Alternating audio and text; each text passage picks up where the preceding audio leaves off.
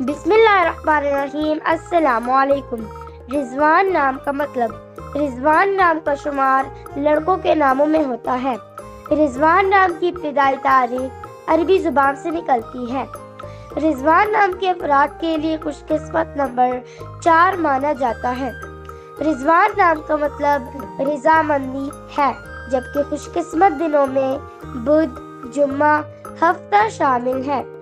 खुशकिस्मती वाली दातों में हिस्सों के हिसाब से चांदी, तांबा शामिल है।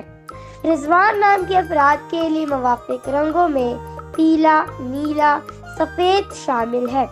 रिजवान नाम के अफराद के लिए मुवाफिक पत्रों में हीरा शामिल है।